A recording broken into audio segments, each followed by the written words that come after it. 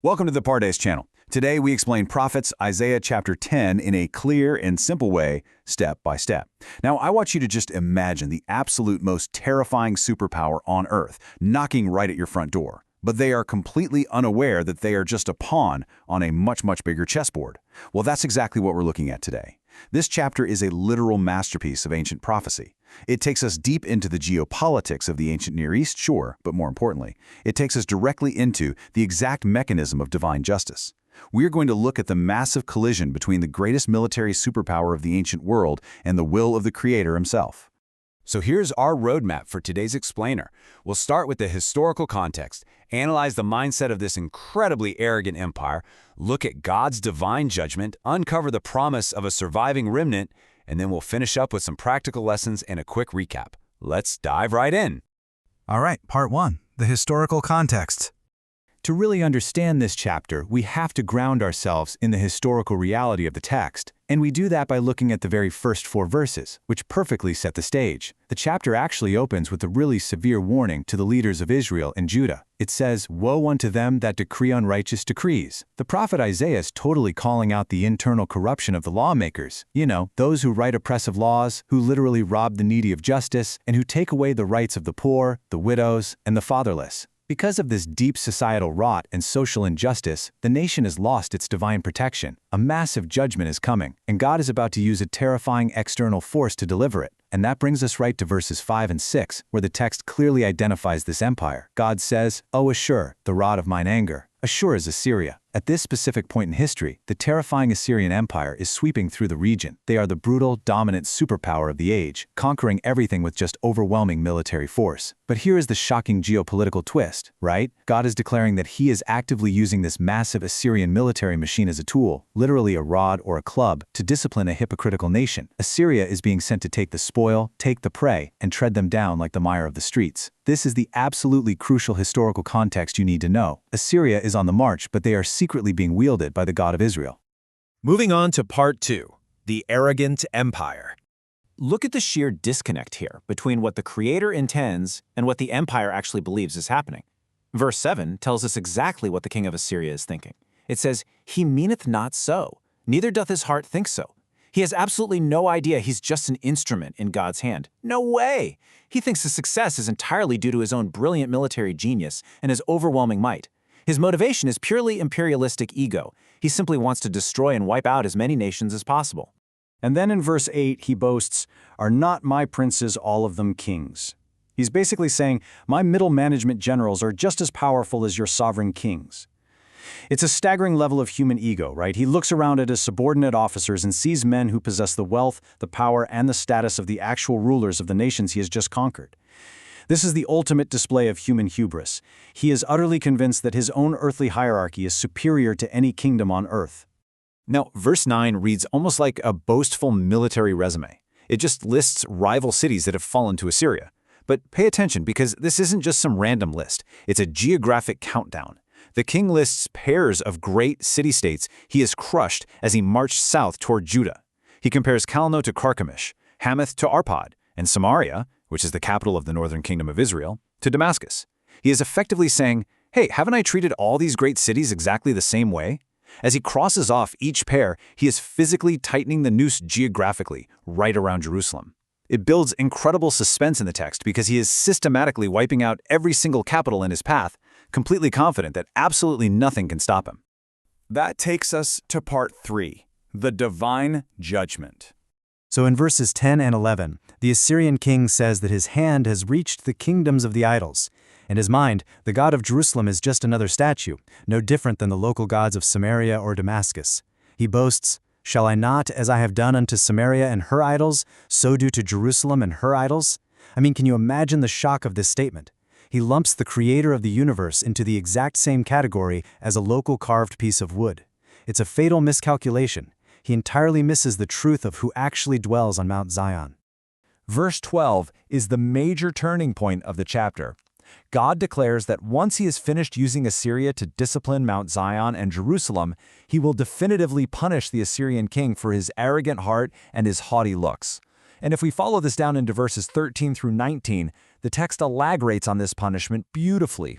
The Assyrian king brags in verse 13 and 14 that he gathers the wealth of nations as easily as someone gathering abandoned eggs from an unguarded nest. He claims that no bird even moved a wing or chirped to stop him. But Isaiah points out the sheer absurdity of this. In verse 15, he asks this amazing rhetorical question: can the axe boast against the one who chops with it? Can the saw magnify itself against the one who pulls it? I mean, it's like a handsaw demanding a promotion because it cut down a tree, or a bulldozer taking credit for building a house. Assyria is just an unconscious tool. Because of this blind arrogance, God promises in verses 16 through 19 to send a wasting disease among Assyria's fat and healthy warriors. The light of Israel will become a fire, and the Holy One a flame. In a single day, it will literally burn up Assyria's thorns and thickets, which is a metaphor for their massive army. The glory of his forest and fruitful field will be entirely consumed, leaving the survivors of his mighty army so incredibly small in number that a little child could easily count them. Okay, part 4, the surviving remnant.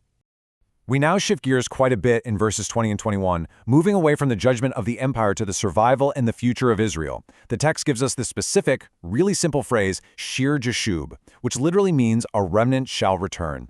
It's not just a linguistic fact, it's a massive beacon of hope after all this immense devastation. It clarifies that despite the massive destruction, a small, refined portion of the house of Jacob is absolutely guaranteed to survive and return to God the Mighty. And verse 20 clearly explains a profound shift in mindset for this returning remnant. You see, historically, the kings of Judah had tried to make political alliances with Assyria to save themselves. They had literally been paying protection money to the very empire that was now trying to crush them. But the text promises that the surviving remnant will finally learn their lesson. They won't mistakenly rely upon the worldly empire that smoked them anymore, but will instead break off their dependence on earthly powers and firmly rely upon the Holy One of Israel in truth. Moving into verses 22 and 23, the text uses very plain language to show the devastating scale of the judgment.